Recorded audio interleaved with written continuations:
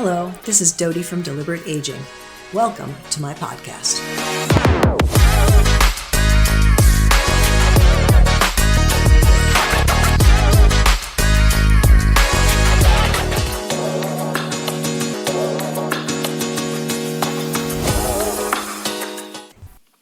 Most of my life, I've lived in various states in the Northeast U.S.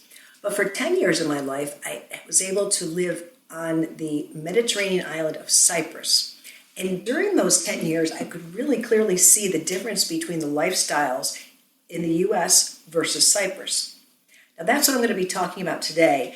And joining me is my sister-in-law, who also has the same experience. She was born and raised in Cyprus, and then she left the country to go to college and to work. So she's lived abroad in Lebanon, Brazil, and in the United States for quite some time. So she's going to be joining me and helping me to dissect the differences in the lifestyle between the U.S. and Cyprus.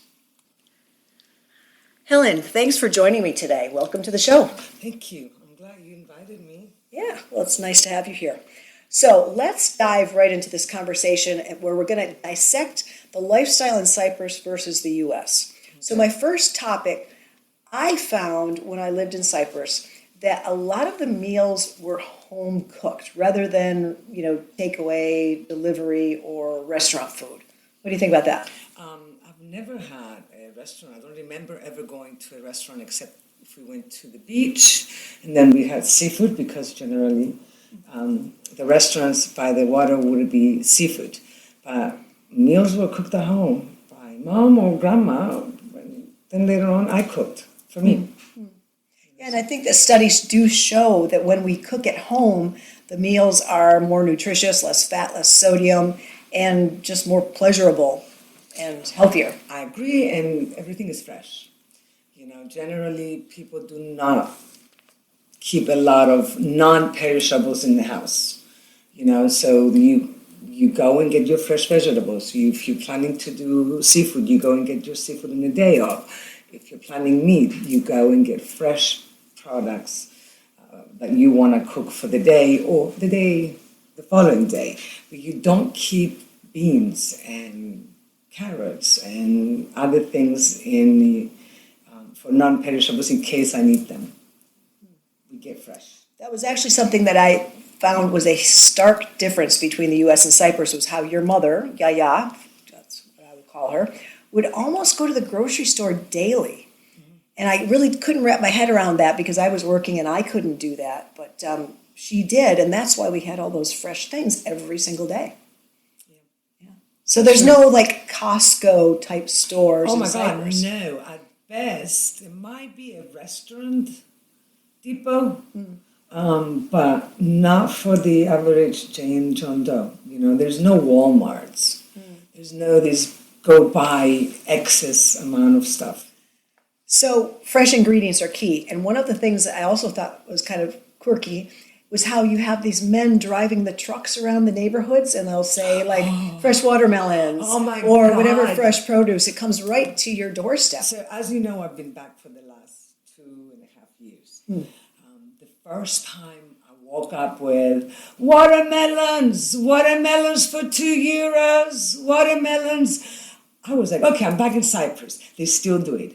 They still do potatoes and cucumbers, some tomatoes, watermelons, fruits of the season generally. You would have those going through the neighborhoods, including in town where I live. So it's not just kind of in the periphery. You can find them in town. So you're getting the absolute freshest because that farmer probably just picked those within a day or two, put it onto his truck, and is just going through the neighborhood. And let's explain the truck. It's just a truck with a bed, not a huge, humongous truck. Oh, yeah, it's not like one of these 18-wheelers. It's a small truck with kind of open air back, so you could go in. Exactly. Because all the women or whoever's shopping want to go touch the produce, so they want to go see which watermelon and pick the best one, right? Yeah. There is a guy that comes in front of my house, and market with just fresh produce, fresh vegetables, and that's all they sell. Maybe you would find a little bit of milk, maybe halloumi, cheese, Cyprus halloumi, but you don't find other groceries. There's simply a vegetable market. and they're in neighborhoods. It's not like, I'm going to the market because today is Sunday. Yeah, so would a typical person have to drive, or could a lot of people just walk to be able to get to one of those? Walk. Yeah. Walk. Although Cypriots are beginning to get to driving now, a lot more than they used to. Mind you, I'm used to walking, so I see more driving on their behalf, but then I'm a walking person. Got it. But they're in the neighborhoods. It's not, you don't need, and especially because it's produce, they're not heavy. You can go with one bag and bring it back home when you're done. Especially because you're probably going multiple times during the week, so. I will go 3 or 4 times. Yeah. Interesting. Because I want my fresh fruits and I want fresh vegetables. And I won't buy 5 tomatoes. I will buy 2, use them, and then go back the next day and choose fresh. A couple of days, or cucumbers, that kind of stuff. And I find it, for me, is efficient because I like to cook. But then I cooked when I was working too. Even in the States, which is very frenetic, the life, I like to cook at home. So one of my absolute favorite foods is louvi.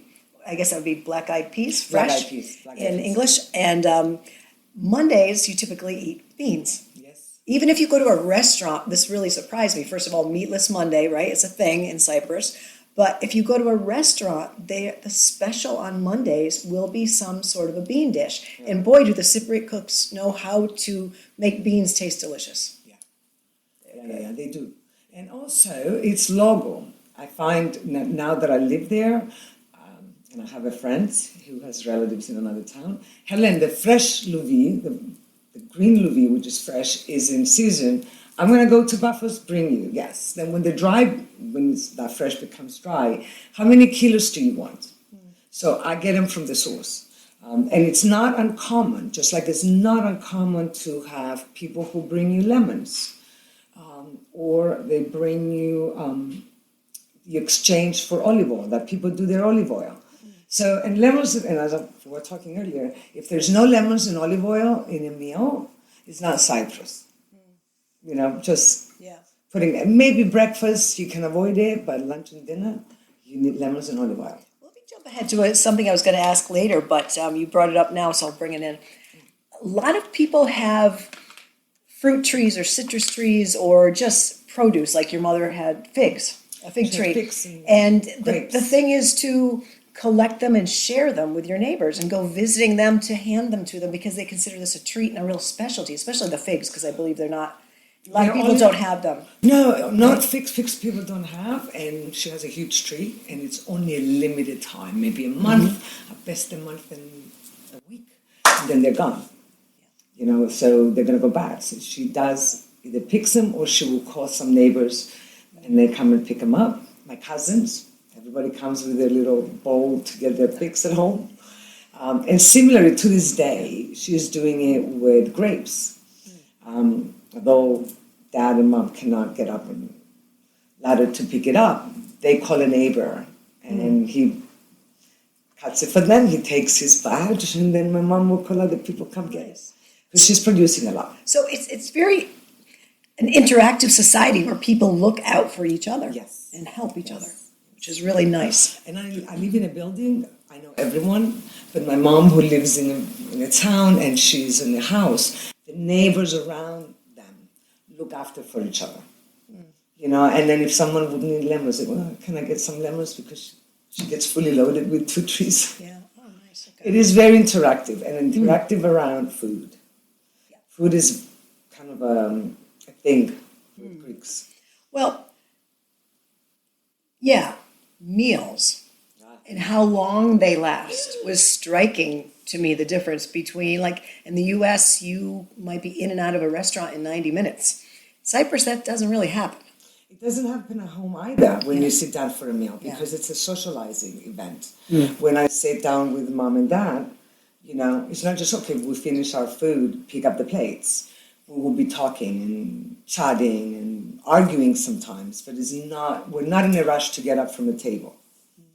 And when my kids were younger, I asked them to bring cards or some games they could play because the adults are going to be sitting for a while. So every time we were going to go out, they were asking, Is it going to be a regular meal or is it going to be a prolonged meal? In general, it's prolonged. So just to clarify, your kids were born in the U.S., right? Yeah, my kids were born and raised in the U.S. Yeah. And they know that, especially dinner, because mom and dad worked, there's no phones, there's no distractions. It's just to sit down, eat, and talk about the day. Interesting. And as a psychologist, it was not a question which was answered with a yes or a no. Yeah, got it. Okay, so snack foods. That I noticed a huge difference as well. So coming from the U.S., what do we do when we're watching TV or whatever? Popcorn, pretzels, that type of thing, like some sort of savory snack. In Cyprus, I didn't see that. I saw like nuts were usually what they would offer. Nuts they would offer. Or fresh fruit in season. If it's citrus season, If we're talking about fruit, if it's not in season, it's not on the table. Got it. Done. There's not. You're not going to find cherries in the summer. Got it. Interesting. And you're not going to find figs in the winter. So you're pretty safe when you go to the store knowing that this product is fresh. Most cases it's local or always local. Do they import? They do import some European, like Spain, Italy that I've seen, but generally Mediterranean countries in the EU bloc. Got it. Okay. So how about the timing of meals? Like here in the U.S., we typically eat our biggest meal of the day at night. Oh, no, not a go. You eat a good breakfast, you have a little bit better lunch, a heavier lunch, and then you kind of what Americans would say snack is a dinner. It could be a light sandwich. It could be, summertime is watermelon and halloumi, a specific cheese in Cyprus. That's it, because it's so, you're going to go to sleep. You don't want a heavy stomach, right? Yeah, and a lot of studies show that having your biggest meal at lunchtime is the best time to have it. And also in Cyprus, when you take lunchtime, you go home to eat. Most people live close to work. Very interesting. Okay, so we talked about slower pace of living, just in general, right? There's no gotta go, rush. People work from 9 to 5. 5 o'clock comes, everything shuts. It's not, let me finish this report, or let me make the last phone call. You're done. And if someone else is trying to reach you off after hours, you're not going to be able to find you. There's no such thing as, I'm going to finish today, I have all these tasks, and I'm going to finish, and if I'm not finished, I'm staying late for work. There's no late for work. Cypriots in particular, they do not like their late for work. They're gone. So I guess we're a culture where 40 hours is 40 hours, sometimes it's 35 hours, and we keep that. So you said after 5 p.m. or whatever, everybody's on the beach walking. Cypriots, I don't feel go to the gym to work out. It's a new thing. It's part of us. But so if they're not going to the gym, what are they doing for activity? They do the walking, they go swimming. In the parks by the beach, they developed an entire gym that is free for everybody. You can do weights, you can do bicycle. By Molos in Limassol, they also have handicap accessible machines that you can do weights. So they've done public gyms for people that they want to do it in different stations by the beach. And that's in Limassol. I don't know if any other cities are doing it, but Limassol is my city. So I was going to say, like in Limassol, which is on the coast, the beach is like a draw. It attracts people. It's a draw, and people swim. I mean, there are people swimming. But so in terms of activity, another thing that I noticed, and maybe it's just in your family, but you let me know, is a lot of the people are gardening, especially if they have like citrus orchards or that type of thing. They're getting out. If you live in a house and you have a yard, you're definitely going to be gardening because you want your own fruits and people will see your home. So you want the roses to be beautiful. You want everything to be done, and you don't bring a gardener because that's your joy and pride. You do it, and when people see your neighbors, oh, you have such amazing citrus tree, or look at your olive trees, they're fully loaded, you must have cut them at the right time. It's a pride, it's theirs, they take care of it. So the gardening is common. Yeah, very interesting, because that is one of the hobbies, I guess you'd call it, of the longest living people in the world is gardening. They're doing something not to get six-pack abs, they're just going out to do something which is low level, low intensity activity, but it, takes time. They're doing it for an extended time. So my father-in-law lives on the second floor of, on top of some shops. And in the entire shops is his garden, the house and the garden. You would not believe. He has loquat trees, right? He has fruit, other little fig tree in a pot. Wow. Right? So he's been doing that forever. He stopped about a couple of years ago, and he is 93 now. Wow, that's amazing. So he only stopped gardening like by He's 91? Yes. So getting to the social support, which again is an indicator that if people are lonely, you're more likely to die early. Whereas if you have a good social network, you have a greater life expectancy in general. And we've come to the conclusion that the Cypriots like to go out and meet and greet and visit.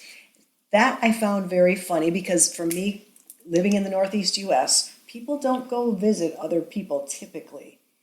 Whereas in Cyprus, that's okay. People go to each other's houses at night, and you'll share like a coffee or some nuts or a little glass of wine or something, and you'll talk. Yeah. It's conversation. We don't sit on our phones like we do here. In the past, you can show up at somebody's house, and it was perfectly acceptable. Now it's more, hey, are you busy tomorrow to come after work?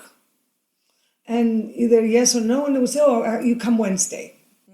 So it's more you're announcing that you want to visit with them, and then they will. And it goes both ways. Friends that you will stop by, it goes both ways.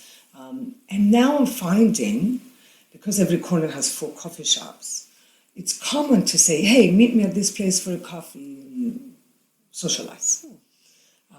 So either it's at a house or socializing somewhere close by to the house. So another thing that I noticed is that people get together to do things to support each other. And I'll give you an example because the Easter holidays are coming up, and you make these little cakes, flaunos. Yes. I don't know how you describe that in English, but it's not something you would make it by yourself. Yeah, you wouldn't make it by yourself. You get together with cousins and sisters and brothers, and you have a whole troop of people. Last year we did it with Mom because she couldn't do them on her own, and my cousin Helen. So we have our orders, and we were performing. Mom was telling us she was just jump in and do But things. I mean, it's part of the culture that you would never do that alone. Even you would get together to do it. Even when she was doing the olive pies, the small olive pies, or the pumpkin pies, right? So she will call people to, okay, come, we'll do the pumpkin pie, and we keep company. Right? So she always had some company, even when she was not in need to have it. Right. Yeah, so that's, again, a really close-knit community that people rely on each other and, And it's more profound in little towns, in the townships, than in the city. But I live in a city, and I look at people and smile, and then they're forced to smile back. Yeah. So there's beginning to be some disconnection, but Cypriots, not the logos, they need the collective connections. Yeah. It's among expert community that you realize, oh, not Cypriot. Okay, so you can really tell the difference because it's Cypriots versus the people who weren't necessarily born there. We talk loud, we talk with our hands, right? And if someone comes alone and doesn't make any eye contact, then they're on the phone. Not Cypriots. Cypriots will have someone with them or find someone to talk to. Cypriots don't go alone at a coffee shop. If they go alone, it's because they know they're going to see someone they know, or they're going to meet someone they know. Really interesting. So on prior podcasts, I talk about things like the Mediterranean diet and then the blue zones in the world. And Cyprus really incorporates a lot of the same elements that both of those two concepts have, like the social support and having, fresh cooked meals, movement during the day, all that type of thing. What would you say a typical Cypriot's purpose in life would be? Oh my God, have kids and then support the kids and raise their kids. Family. Family. Yep. So that's another key in longevity marker is having a purpose in life, a reason to get out of bed in the morning. Yeah. And for Cypriots, it's taking care of the family. Yes. Yeah. Yeah. It is. Nice lifestyle, and I'm enjoying it. yeah. You know, it has an element of hurry up, but it's wait. Right? Hurry up and wait. Hurry up and wait.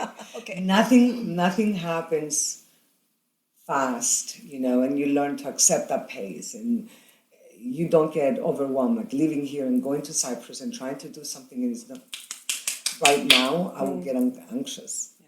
Whereas now I'm learning to go back to the pace, and I'm enjoying it. Good. Okay. Very interesting. So yeah, for anybody out there listening, if you've never been to Cyprus, give it a try. It's a really wonderful place to visit, and lots of interesting elements to their lifestyle that we don't have here in the U.S. Unfortunately, the Western, it's easy. Let's go through the drive-thru.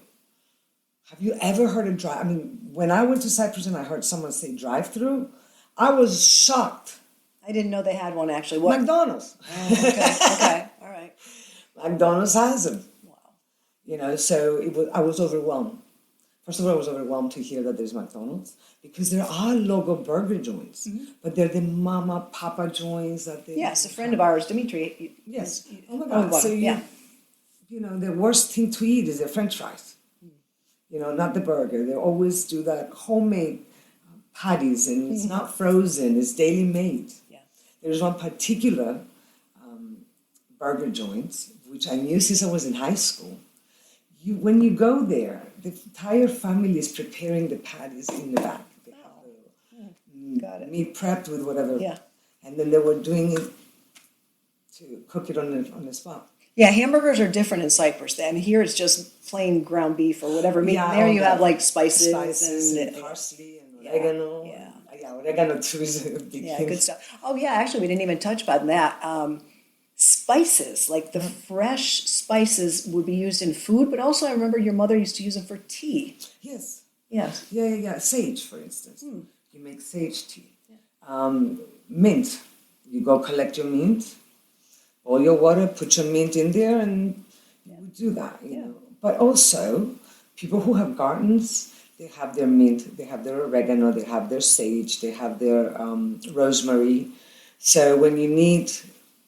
Some of them do have parsley and other cilantro. So when you mix your salads, you just go to your garden and pick it up. Nice. But I also remember she was, if you had a stomach ache or something, Yaya would have a remedy, a homemade remedy. Oh, yeah. That comes from grandma.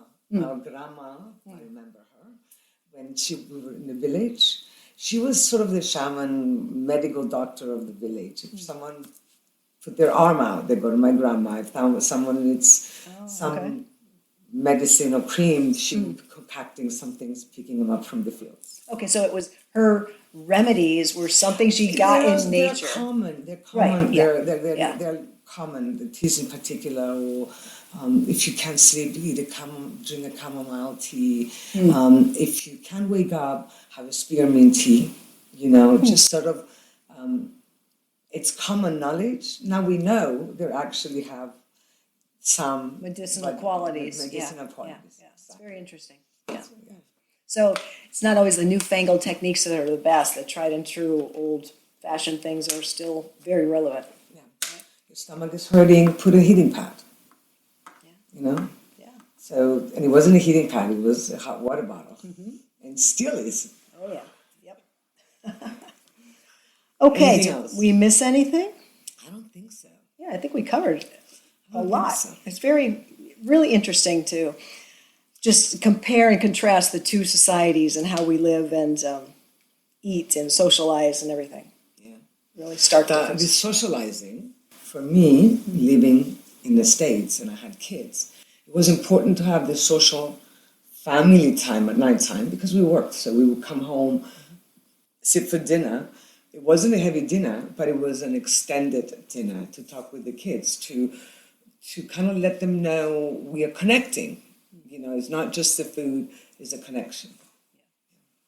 Families connect through food. It's connected. So even though you've traveled the world, like you grew up in Cyprus and then you went to Lebanon and then Brazil and then the U.S., not exactly in that order. I've Abu been Dhabi, in Lebanon, the U.S. I've been to the Emirates, I've been in Brazil, back to the U.S. Yeah. US, yeah. So, but it seems like you've kept a lot of your roots. Yeah. I mean, I kept them because it's healthy. Yeah. And again, it's the social engagement.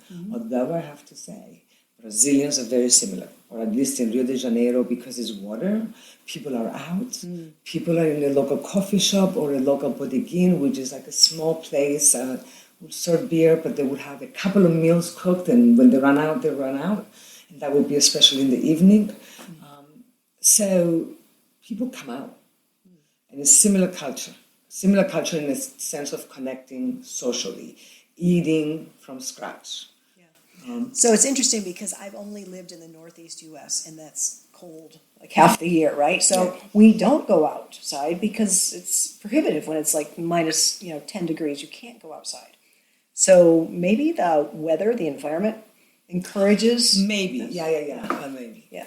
It is. Because in Abu Dhabi people walk, except in the summer. It's really hot. Oh my God, the 120 degrees. Yeah, no, that's again prohibitive in the other direction. Yes, but it's prohibitive. But they do enclosed structures or a mall, and they have walking spaces. They would, even in the summer, they would open the mall early in the morning for the walkers, for people who go to walk. Right? So they do encourage the exercising, and they create spaces that they're conducive to when it's hot outside. Yeah. I think they used to do that here in the Northeast prior to COVID. I don't know if after COVID they still do that. Yeah. But, After COVID, our life is measured before COVID and after COVID. Yes, totally. Okay, well, I think that we covered a lot here. So thank you so much, Helen. This was really interesting. It was fun. Yeah, it was. Talking with my sister-in-law. Absolutely. Well, thank you very much. You're welcome. Maybe one day we'll have you back and we'll talk about Brazil. How's that? Yes. Okay. Yes. Thanks for listening. This is Dodie from Deliberate Aging. Until next time, be well, friends.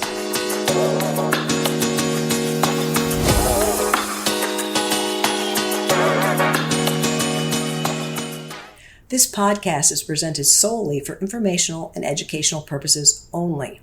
Use of information from this podcast is at the user's own risk. It is not intended as a substitute for the advice of your physician or other qualified professional. We are not responsible for any losses, damages, or liabilities that may arise from use of this podcast.